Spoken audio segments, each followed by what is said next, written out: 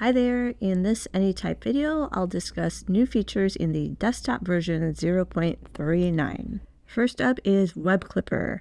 Now this can be found in the Google Chrome Web Store. It's an extension only for the Chrome browser right now. And if you, if you look up Anytype Webclipper, you'll see this button, Add to Chrome. And the extension will show up in the top right corner of your browser window. And then you can use the pin button if you want to keep it permanently on your toolbar there. So when you click on it, it will ask you to pair the app to the browser extension. So you just enter that number into the browser, and then you can choose to add page content, which is the main function of the Webclipper. It will pull everything, the images, all the text, and then you can also choose a tag for that specific content that you're putting in. I chose to put it in as a bookmark, and this is what it looks like. Now it does have pretty much everything, so it includes the menus and all the links that are on the page, so you'll need to do a little cleanup. Next up is the files that you put into Anytype. So I'm showing you a PDF. This also applies to like images and other media. You can change the title of the object now, and you can also add a relation to it. So previously you were not able to put anything on a file, but now you can add whatever relation you want. So in this case, I'm adding a tag and I'm choosing business.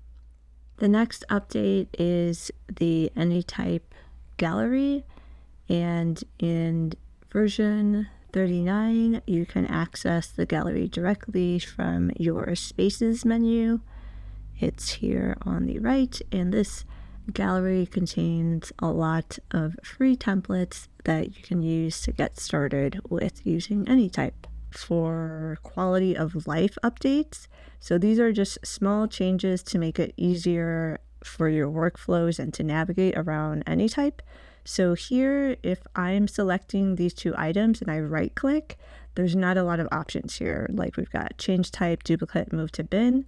But if we get into the version 39, you can see that if I select items and right click, it now has an export option as well.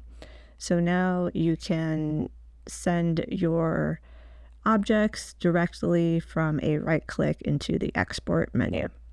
The next feature update was for the library. So if you go to a specific type under library, in version 38, when you right click, nothing happens. However, in version 39, you can right click and you will see this menu pop up. So you can do a lot of things now just from the library page with the objects that are here. The next feature is the recently edited widget. So if you click on this in version 38, there's just one huge list. And then if we get into version 39, it now has separated groups for today, yesterday, previous 7 days, previous 30 days. Okay, the next feature is when you use embeds. So if you were using Sketchfab or I think GitHub and Croaky, you had to put the embed block here and then put this full huge amount of code to get this on the page. So I couldn't get it to work for Sketchfab. So instead I'm showing you GitHub. So this is version 39. You don't have to get the whole embed code. You can just get the shorter link. And if you put it directly on the page, it has this little pop-up menu. So you can either put it as text, or let me just do that again. You can choose paste as embed. So you don't even need the embed block anymore in version 39. But again, it's for Croaky, Sketchfab, and GitHub. Next is the import type relation. So when you install different templates from the Anytype gallery, or you import data into your Anytype, if you enable this relation, you can see where it came from. So like here it's saying any block. This next feature is on the global search menu. So in version 39, you can now just write graph and it will pop up with the shortcut to the graph, or you can also search for flow. And if you're not familiar with what that is, on the graph view at the very top, if you click on flow, that's the other tab, you can show you where your objects link to and from. And then there were some additional interface languages added: Czech, Lithuanian, and Korean.